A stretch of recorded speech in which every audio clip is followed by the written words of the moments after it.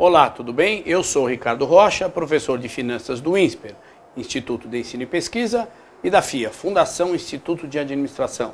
Estamos de volta com Investimento em Pauta, um programa que leva para você, internauta, informações importantes sobre economia, negócio, mercado de capitais, tudo aquilo que pode ajudar no seu negócio, na administração do seu negócio.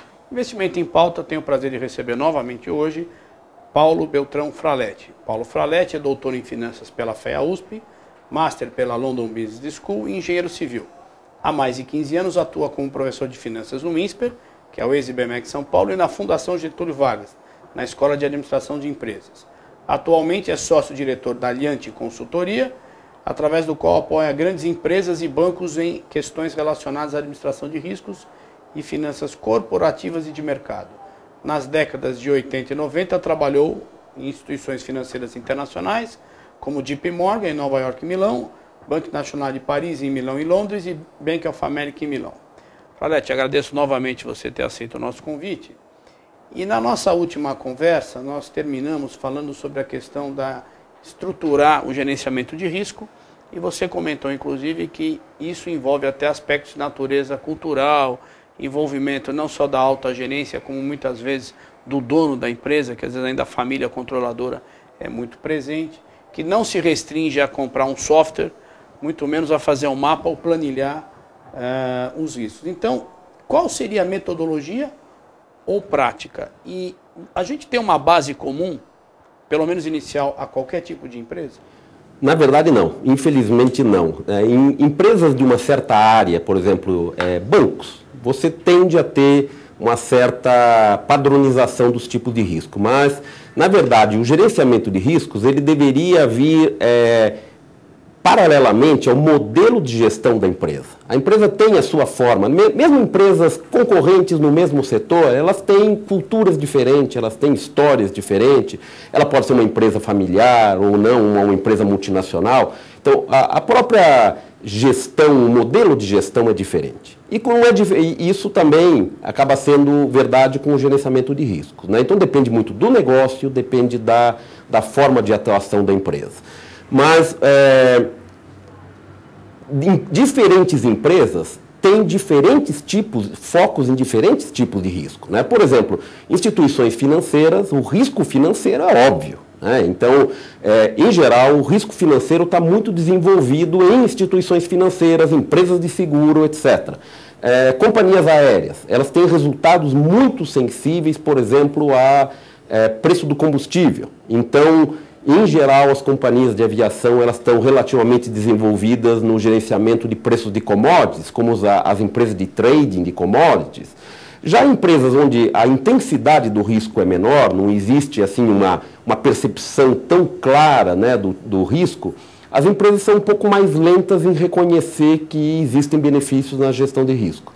Então, depende um pouco, né, do setor. E depende também, talvez, do momento em que a empresa esteja vivendo, né? Às vezes, um determinado risco passa desapercebido e depois, numa crise, por exemplo, ele vem à tona e aí desperta a motivação para fazer esse gerenciamento de risco. Dentro de uma empresa, de um determinado setor, mesmo ali, né, você pode identificar N tipos de risco. Mas, na verdade, no dia a dia, no fim, 80% do foco dos gestores acaba recaindo em 2, 3, 4 tipos de risco, né? Por isso, por exemplo, o risco financeiro é um tipo de risco que, em geral, é administrado, é bastante avançado e administrado em muitas das empresas. Aproveitando o gancho, você falando em risco financeiro, esse é o tipo do risco que está bem divulgado, inclusive nas questões relacionadas aos meios de comunicação, né? A mídia fala muito em risco financeiro, e a literatura também sobre o tema é bastante ampla, né? E aí eu queria que você comentasse isso, e aproveitando o que você comentou num dado momento, no programa passado, que às vezes a pressão do gerenciamento vem até dos seus próprios parceiros, né? Aí fazendo um paralelo, você que inclusive trabalhou em bancos internacionais, né, e teve essa experiência, trabalhando no JP Morgan, que foi um dos que iniciou essa questão da discussão em caráter público, né, com a divulgação do documento.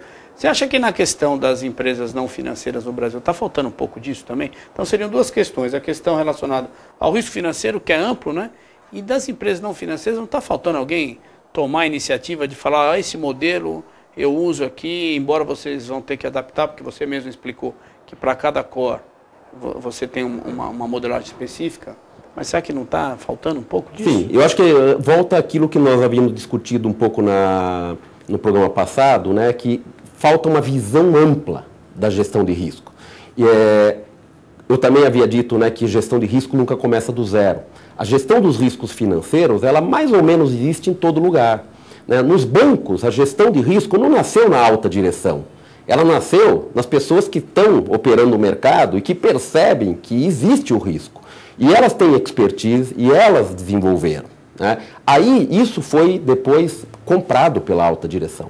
Então, o papel da alta direção, como eu havia dito, é fundamental. Mas, geralmente, o risco não começa lá. A gestão do risco começa em quem percebe, quem está com a barriga no balcão, na verdade. Então, nas empresas, a gestão do risco financeiro está muito nas mãos dos gestores financeiros. E é esse, talvez, o problema, porque eles entendem mais do assunto e as pessoas na alta direção têm um pouco de dificuldade com o tema, né? E se sentem, talvez, inibidas e não pegam para si a responsabilidade. E acho que isso é o que foi o que levou a alguma dos problemas em algumas empresas até brasileiras.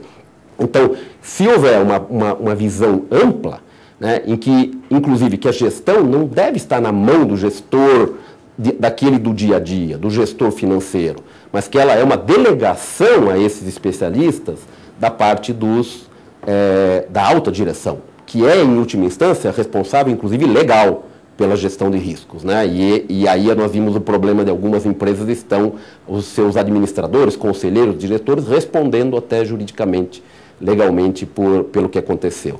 Mas voltando, por que o risco financeiro é assim tem tanto foco? Porque primeiro porque ele costuma ser relevante. Ele é relevante não só nas instituições financeiras, mas é relevante em qualquer empresa de grande porte, em que o dinheiro, o capital é uma parte, né? Não só os seus insumos, mão de obra, materiais, etc., mas o dinheiro. Então, geralmente o risco financeiro tem uma certa relevância e como ele é mais desenvolvido, foi mais desenvolvido até nos bancos, ele é mais confortável. Tem mais um aspecto, o risco financeiro ele é mais fácil de identificar, de medir, de controlar, existem instrumentos derivativos, por exemplo, então é um risco que a gente consegue administrar.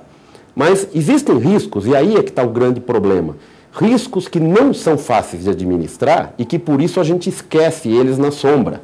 E esse aí é o pior perigo, né? Vamos pegar um exemplo, né? O exemplo no Brasil da Sadia, ou até podemos pegar um exemplo internacional da Toyota. A Toyota teve um custo de 2 bilhões de dólares para fazer recall de diversos modelos de veículo por um problema no acelerador. Este custo é nada comparado com o custo que eles tiveram da má gestão do risco de imagem, do risco de reputação. Tá? O custo direto do problema de não ter resolvido o problema do acelerador foi 2 bilhões de dólares, mas o custo na queda do valor de mercado da empresa devido à imagem foi 30 bilhões de dólares, ou seja, muito maior. E esses riscos geralmente não têm gestão, porque é difícil de identificar, eles são difíceis de quantificar. E difíceis de gerenciar. O que você faz a respeito disso? Você tem que pensar muito antes de acontecer. Eles não são frequentes. Eu até aproveitando, você comentou para o caso da Sadia, que é um